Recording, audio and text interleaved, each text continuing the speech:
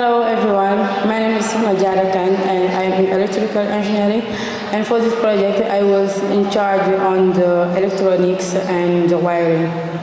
Hi everybody, my name is Jonathan Musando.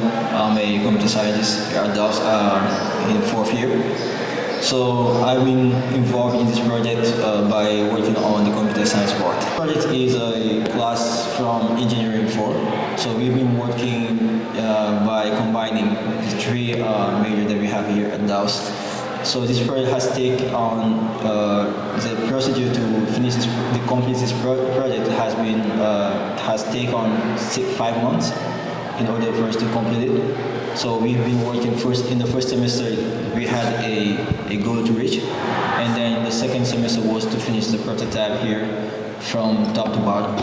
You're able to build a program so that if it catches a new face, it's going to register it like directly. That's what we have to do. That's where I have to go now.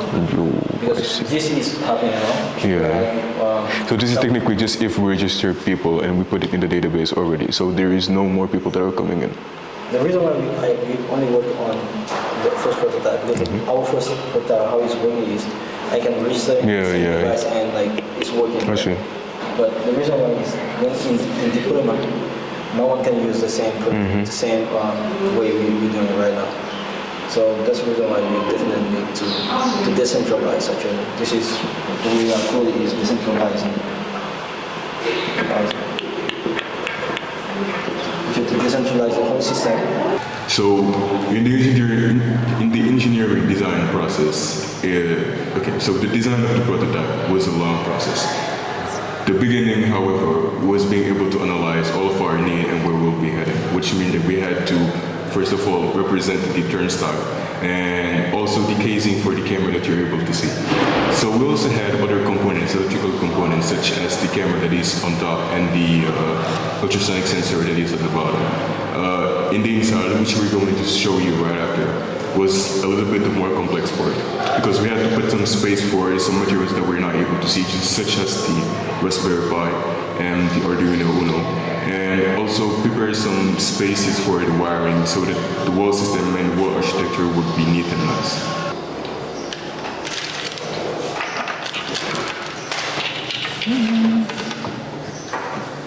Okay. So typically, this part is the reader, like this reads. Which one? Like this, right? Yeah, this one. Okay, so it's both sides. This one. You should have to make sure that this side is the one. This one, right? So we're going to face it like this. Good. The first one I can think of was how many designs did we have and how many times did we think that those were the final designs. So over here I have 3 of them. So this is the final one. This is, you can call it the perfect version. We have over here one of the versions that we made and we thought it was a really good one, but unfortunately we messed up on the dimensions in the inside. As you can see, this is the reason why it seemed all burned. We trimmed it ourselves using heat and an iron solder. And we printed it, I'm pretty sure we printed it not less than 3 or 4 times, so it wasn't something very easy at all. And that taught us a lot of things that we're obviously going to talk right after. One of the other things that happened to us at the beginning of the project when we received it, we had misinformation, and therefore we thought that what seemed as a LED indicator was our control access board. And it was because it looked like an Arduino Uno from the inside, so we directly thought it was our access control board. We started our researches on that LED indicator, and it messed up almost everything at the beginning. Yeah. But on the computer science part, the electrical part, they took up very quickly, and it was great. Like for my case, we did learn a lot, right? That really translate to the fact that we had a lot of roadblocks. So personally, I had a lot to go through because for the camera, it was one of the newest one, right? We just purchased it the moment it went on just a few months ago. A few months after we purchased something like.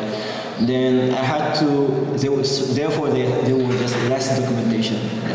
You couldn't find much documentation because in order for you to have more documentation, it would come out of the result of people working on something for years, and then it had lots of improvement, and then people have been making a lot of comments and have been finding a lot of bugs. Then you can maybe you can stumble on those types of bugs, and then you can have a solution to your own problem.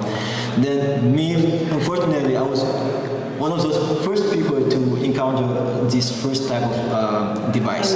Then I had to learn by my own self to go through their own official websites to see that they have, same people have been asking the same question, but no answer has been given to. Then, as it was a project given by someone, he needed it, then definitely we have to provide some solution. And then I had to go through a lot of grinding. I can say like spend sleepless nights here trying to find a solution. So that was one of the parts. So in my journey to complete this first prototype. We chose the Raspberry Pi in order to let our life more, how can I say, harder. Because the Raspberry Pi is not finished with us. Recently, we would like also to separate the two systems, as we have two systems, the access control and the tripod, and so we should power them independently. Then, as the Raspberry Pi, we know that now the Raspberry Pi needs 5 volts in order to operate, so we just create a 5-volt circuit. While our system was only providing 5 amp and 5 volts and 0.1 milliamp. Yeah, and 0.1 milliamp. It was actually very effective because that's one of the things she's talking to you about. The wiring also has a big impact because we at one point thought we lost our system completely. It just happened, I think, one day before delivering the project. When we were plugging it, unfortunately, 2 of the wires actually interconnected, and there was not only the short circuit, but there was a big boom in this room. Alright. Like I do remember the light being kind of blue and red, just to tell her how amazing it was. And what we, in a way, we learned from this is when we're touching electrical things, not only we should make sure everything is right, but also safety measures is very important. Right. Safety measures. Because the anecdote from it is she was the one who was actually plugging it, so she went on the back. And some seconds before that, she was actually where the explosion, like the mini explosion happened, which meant that if she was not there, something bad could have happened to her. Alright. Yeah. And I thanks to Allah for that.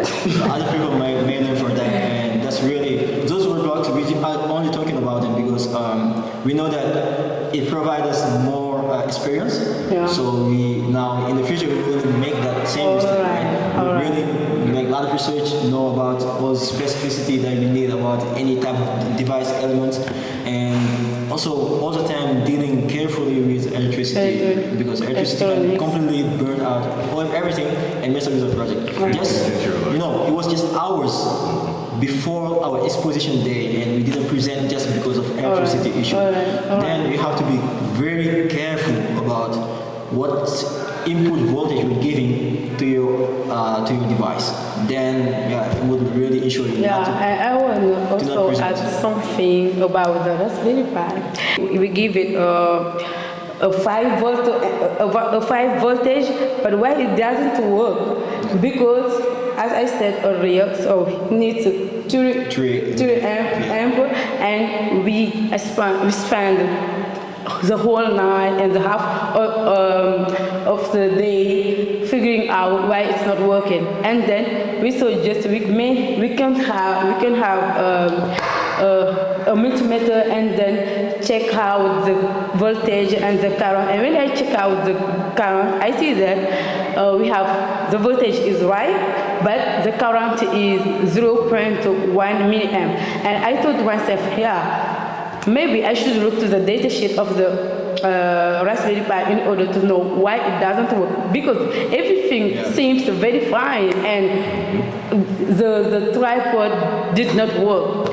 When I go and look out the datasheet, I found over there that in order to operate, the Raspberry Pi needs a 5 volt and 3 amp. And that means before using any electronic device, you need to read the data sheet and master it very well. So that will help a lot. And it also shows on one part the difference between theoretical and also practical. Alright. Because the difference between mainly their part, because they encounter like most of the problems on their part, different from mine, is that directly from my software, I'm able to make the prototype and I'm also able to assemble it completely. So I know exactly what we're going to get. So where did I have problems? It was technically on the printing part and the manufacturing of these items. So we also had other problems, but we're going to talk later about it when we were drilling and all of that. Their part was, let me say, mostly theoretical. He spent sleepless night because he has to write everything from beginning to end over here. And her part, the theoretical part of hers was, I think, the system architecture, which was done very easily. It was the one we were at home. But when we came to the wiring part, that's all like where we encountered all of the problems. We saw directly, because we thought we would be done with the project in like 3 weeks, right? But the day we received the project, we were on the way back from the office. We were like, yo guys, you know what, we're going to knock this out in 3 weeks and after we'll be done for like the next 9 months to come. Alright. Yeah, but we saw that God had other plans for us and we are very thankful because we learned a lot. So it happened in health maybe sometime on Earth. So thanks for that, right? So right after the CAD design, we went into printing. So you can consider the final part as what I'm talking about. For the support that you see here, the support of the casing, we already had the CAD design. So we manufactured it using a company that helped us. After that, it was the assembly, assembling the system to have it as a wall compact system. And right after it, the wiring that they were talking about, and finally the integration of the interface on this terminal. Yeah, actually, as the project is very interesting, so we plan to do a prototype, and we will start it right after this month, like May 1st, inshallah. So what have you learned? I think we already talked about it from the oil blocks. Because it's completely like you have that, and then next thing around, the whole oil blocks will give you for most of the experience you're gonna get. Like we made mistake and we learn from this mistakes. And if we can even go back, I think something we didn't talk about is how to manage a project, because we've seen every time that we were putting, like, every time we had a close deadline, like let's say we start something and we say we're going to finish it in 2 days, we happen to finish it like next week. And it happened many times, so we were always working under pressure, and that was not even enough, because we've seen that the expositions we've done when we went to presented, not everything was there. So the people knew that we did a really great job because we already had video as evidence of our work. But we did not get ready enough. That was the truth. We were not really ready enough. I think we lost all the things from after like before the exposition, because we were working very well before the exposition. Those classes, we were going through every meeting, and Dr. was kind of happy about what we were doing, our progress. And then when things just started to slow down, and we completely lost completely orientations, and then we couldn't find ourselves like really at the right position in order for us to deliver the project at the requested time. So we had as well to encounter that management issues, then where we have to speed up everything at the pace that wouldn't benefit us, would more benefit the one asking about the project. And then next thing around, John is here. We are alive now. I'm really thanking God that we're alive. We are alive. But then next in the future I wouldn't do the same mistake.